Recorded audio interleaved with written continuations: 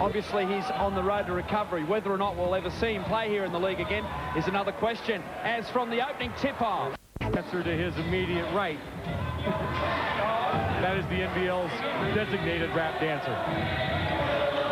And apparently the guy can really get it down. Here we go. Traher from outside. Now, and another foul. I'd take that, you know, they got a foul now, but I'd take, you know, you go back to this game and you look at the baskets that are preventable.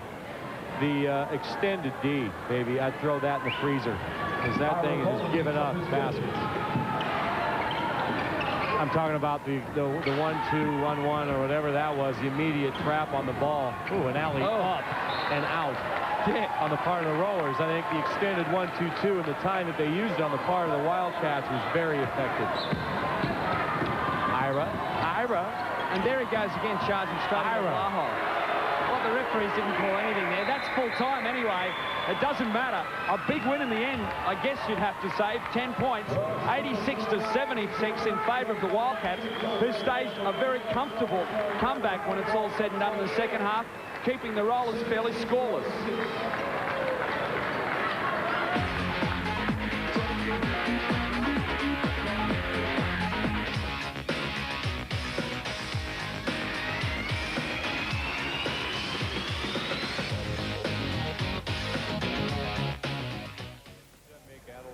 One of the best for the Wildcats tonight in their 10-point win. Andrew Blahoff, congratulations, Andrew. I guess in that first half, Coach Hurley had a few problems, but you obviously made an adjustment. Yeah, we definitely had a few problems, especially in the first quarter. We couldn't really get into any sort of offensive rhythm, and we certainly weren't playing any defence. And, you know, rightfully so in the timeout, he got right on us, and we corrected that. Unbeknownst to us here on the Eastern Seaboard, we did find out during the game that both yourself and James Crawford battling ankle injuries this week. Yeah, I haven't trained all week, but James trained once, I think. But, you know, we're over those things. We had a bit of rest, and now we're ready to go. What it is about this team again this year, you're never out of it. I mean, the Wildcats have been in some dreadful situations on the scoreboard this year, but you have that ability to claw your way back into any game. Yeah, it's an amazing thing, really. I think it really goes back to just us having an experienced team and confidence in ourselves that, you know, no matter how bad the situation gets, we know if we can play well and make the defensive stops, and we've got a chance to win every time. What a year for you, mate. You've got the Boomers coming up, and of course the Italian series again next week, which you'll be back in action for that. Yeah, it's been a very hectic 6 months, no doubt. And, you know, as we're gearing up now for Atlanta, it's really crucial that, you know, I stay on the court and get fit again and get ready for Atlanta. Okay, how do you realistically rate the Australian chances over there? Fairly highly, I think. You know, if we can shoot the ball well, like we've been shooting some of our practice games, you know, I think we'll do extremely well. Where we're probably lacking, obviously, is missing Luke in the middle, but, you know, we've adjusted and made that adjustment over the last couple of years. So, you know, provided we get a little bit of luck and we shoot okay, then I believe we'll do quite well. Andrew, it's been a pleasure having you here. Another big game tonight, 18 points, 9 rebounds. Obviously, the ankle wasn't too bad.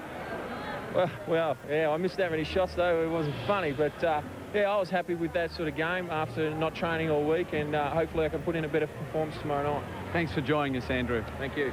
And Bruce Palmer now summing up the game. Bruce, we thought at half-time that an upset could be on the cards, but as it transpired, the Wildcats showed their class in that second half, stepped up their defence, and really the Gold Coast couldn't score. Well, you hit the nail on the head. The defense was the difference, and they held them to 23 points and 26 points in the second half.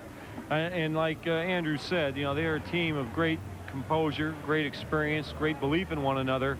8-1 on the road, Glenn, and you know, it looks like they're going to again have the first place finish at the end of the year, and definitely the best road record. From a local point of view, the performance of the Rollers new import, Ira Bowman, obviously he's crucial to this team's performances for the rest of the year. Were you impressed, or a little bit sort of, how's your father about him?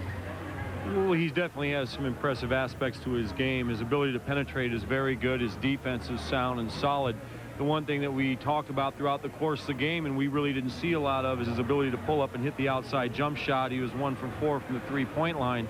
But I think that can only get better. You know, he's going to be acclimatizing here and getting used to playing the best team. Last year's champion isn't easy, but